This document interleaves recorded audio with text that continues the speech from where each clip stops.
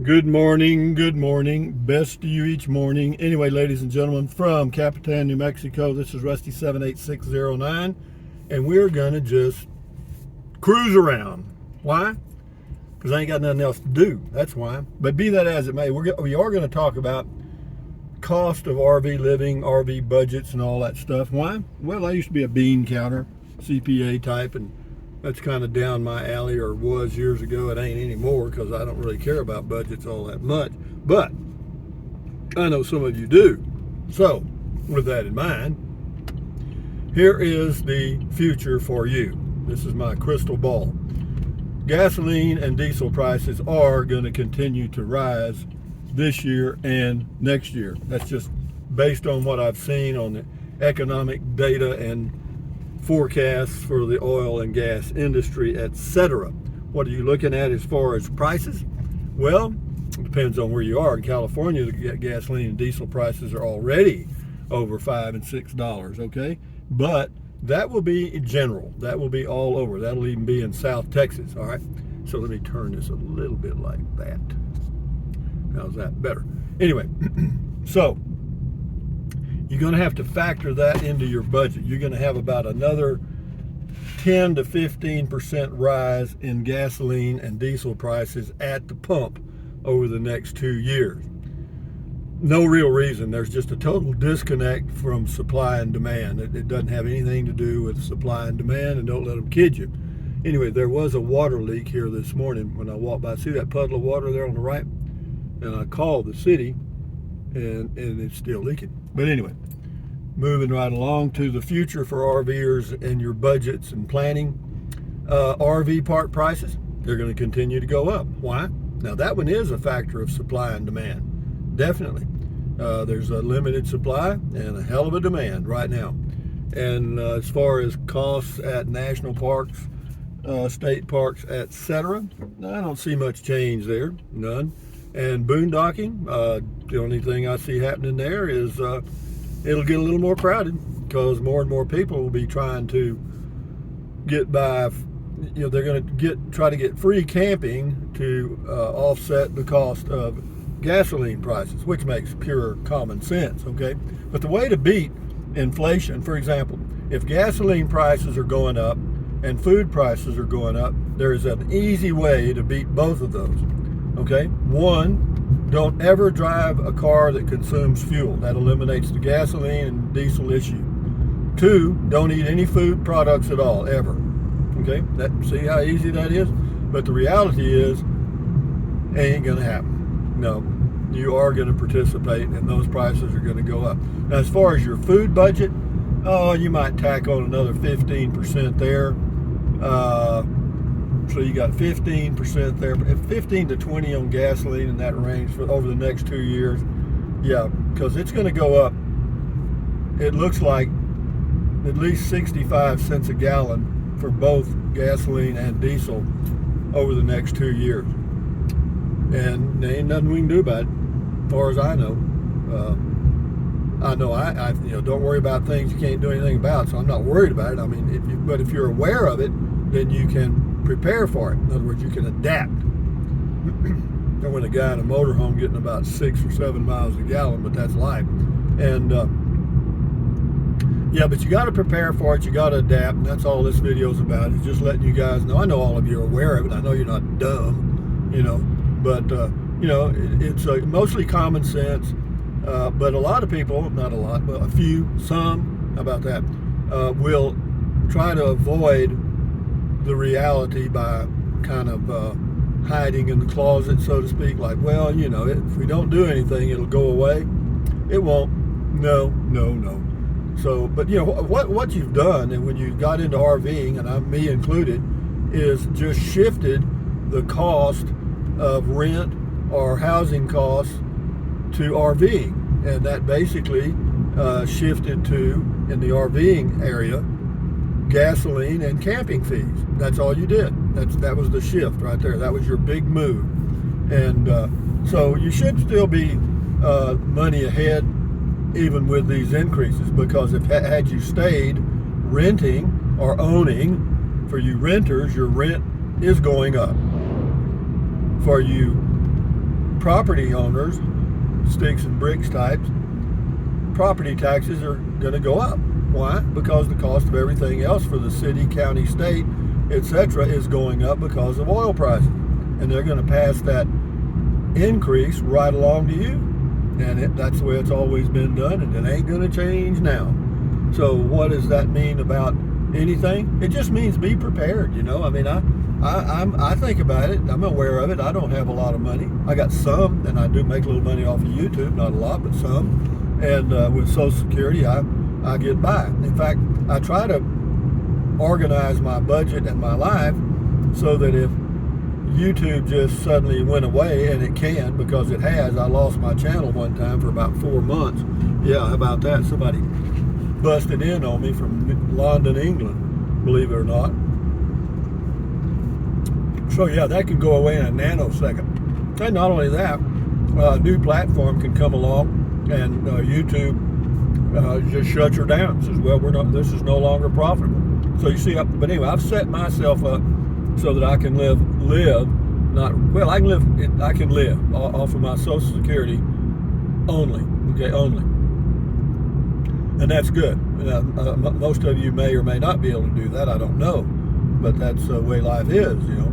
So, but, you know, if you prepare for the worst and then something better happens, that just means you got a little slack to go buy better wine and more beer, okay? And that's what life is. Life is a good wine, okay? Here's to me. I got me a good soda here. I'm gonna have me a drink of my soda, and I got me some dark chocolate. Well, I got me some dark chocolate and almonds. Okay, how about that? And I do this every day, man. It's a routine. It's a good routine for me, because right now, I've kind of reached that ripe old age where driving down the highway in a motorhome towing a tow vehicle and going to a campground that's packed doesn't really excite me much anymore.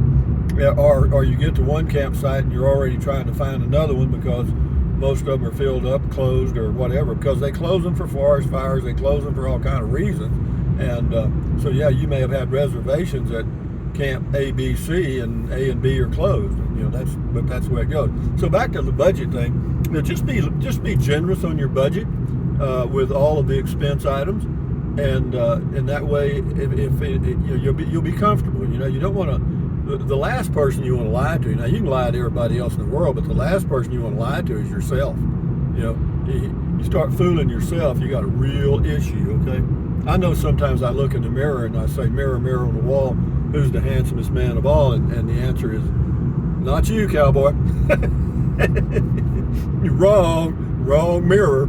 So yeah, but the best thing to do is just we go through these. If you notice, the media never stops. Okay, you know, they never stop hammering you. It's either too hot, too cold, tornadoes, hailstorms, war, the bomb. You know, and now we got inflation, water running out in the west. You know, guys in Phoenix and Las Vegas. You know, I bet they hate to flush the toilet. You know what I mean? And well, I don't. I just shit in a bag and throw it out in the trash can. You know, and I don't do that to conserve water. I just do it because I don't want my old holding tank stunk up. That's a good word, stunk.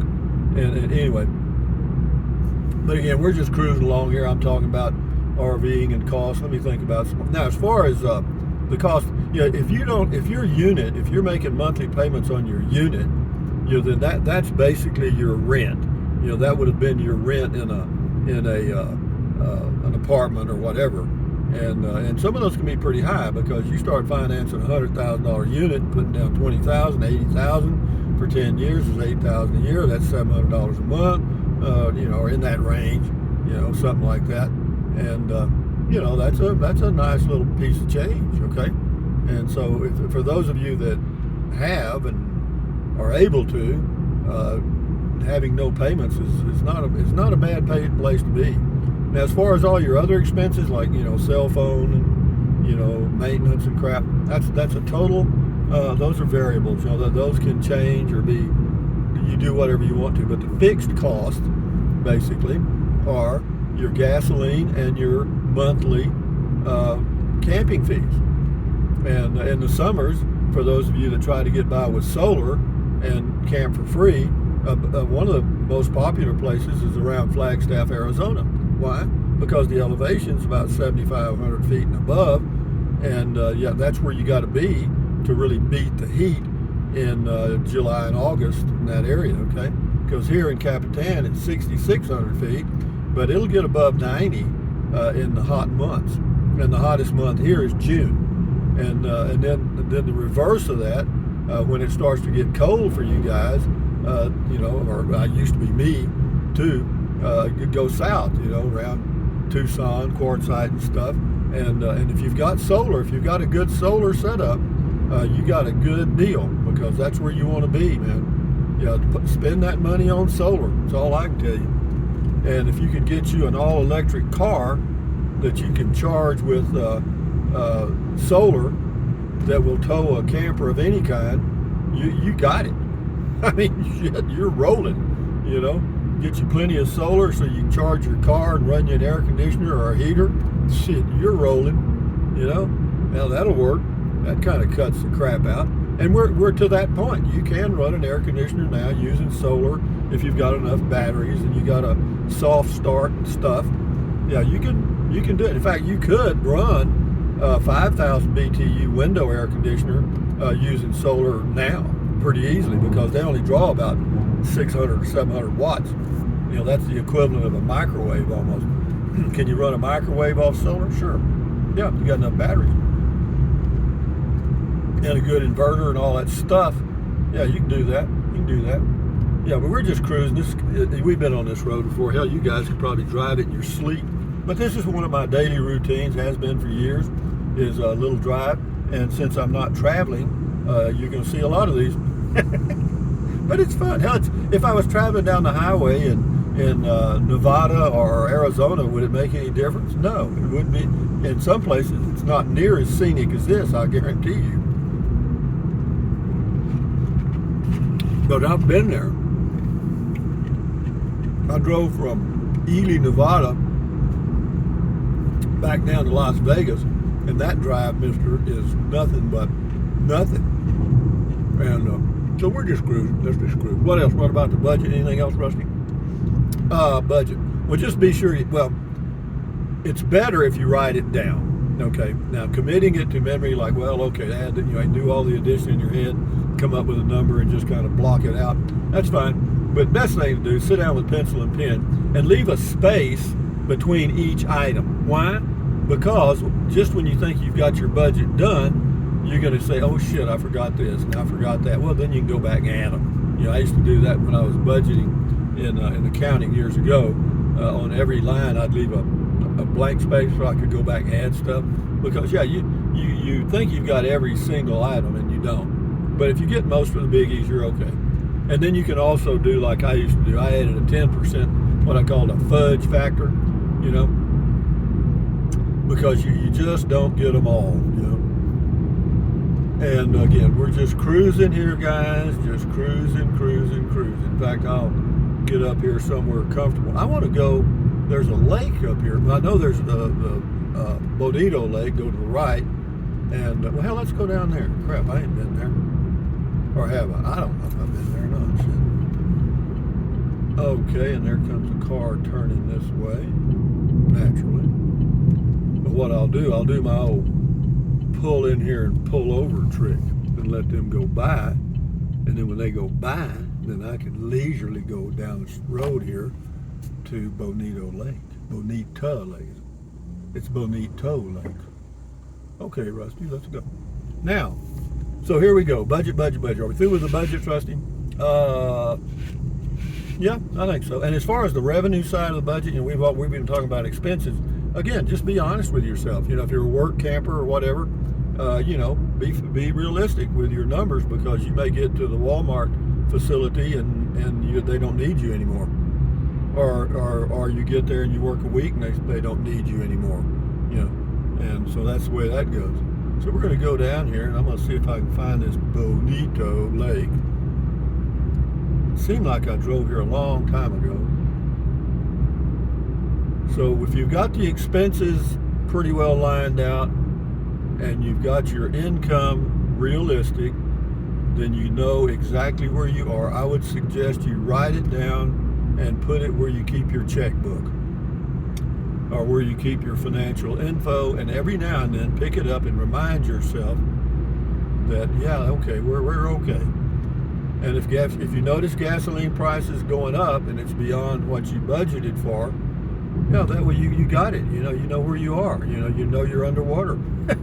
you know you got to get a bankruptcy attorney.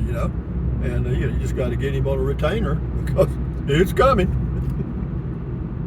Or you got to start hiding from the guys that go out and pick up RVs that are delinquent. You know what I mean? They're behind on their payments.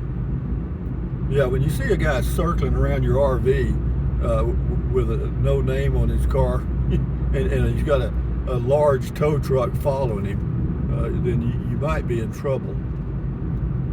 Okay, it says RV park, but I don't see a sign yet for Bonito Lake. We got a lot of RV parks here. Of course, we're not too far from Ruidoso right here. We should see a sign somewhere that says Bonito Lake, but I ain't seen it. Have you? No. Why is that? That's the way it is.